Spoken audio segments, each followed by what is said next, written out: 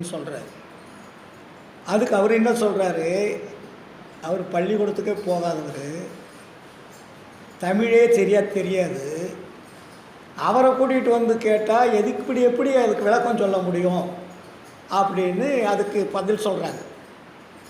ஐயா, நான் சொல்லிட்டேன், நீங்கள் கேட்குறதும் கேட்காதும் உங்கள் விருப்பம், கேட்டு பாருங்கள், அதுக்கு விளக்கம் தெரிஞ்சால் ஒத்துக்குங்க, விளக்கம் தெரியல விட்டுறது. அதில் என்ன காசா பணமா, கேட்கறது தானே அப்படின்னு சொல்லும்போது அவர் கொஞ்சம் மனம் மாறி இருக்கு.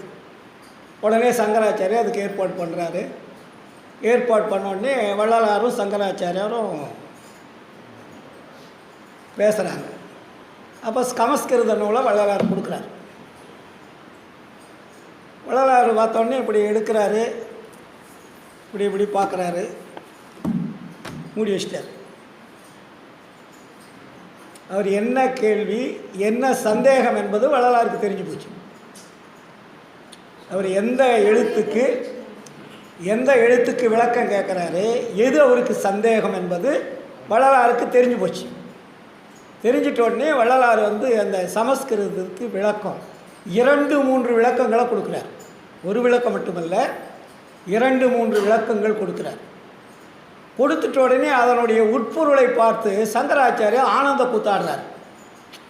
ஓ, இவ்வளோ பெரிய விஷயம் சமஸ்கிருதத்தில் இருக்குதே அப்படின்னு ரொம்ப அவருக்கு அளவில்லாத மகிழ்ச்சி.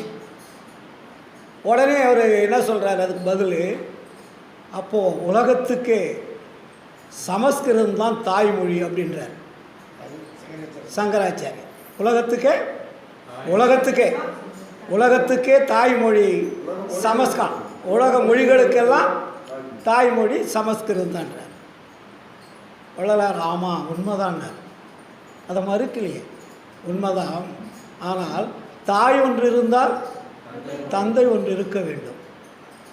அப்போது சமஸ்கிருதம் தாய்மொழி என்றால் தமிழ் தந்தை மொழியினர் ஆஃப் ஆயிட்டார். உடனே அவர் யார் ஆஃப் ஆயிட்டார். ஏன் இப்படி சொன்னார், இதற்கு என்ன காரணம் அப்படின்னு நம்ம உள்ள அருட்பாவலை போகும்போது தான் அதுக்கு விளக்கம் தெரிந்தது. ஏன்னா உலகத்தில் தோன்றிய மொழிகள் எல்லாமே மனிதர் மொழி. அதுக்கு பேர் என்ன, மனிதர் மொழி. மனிதர்களால் எழுதப்பட்டது. அவர்கள் அருளாளராக இருக்கட்டும், அவங்க எவ்வளோ பெரிய ஆளாக இருக்கட்டும், அதனால் அதுக்கு மனிதர் மொழின்னு பேர். ஆனால் நம்ம முன்னாடி இருந்தவங்களாம் தமிழை தேவர் மொழின்னு வச்சுருந்தாங்க.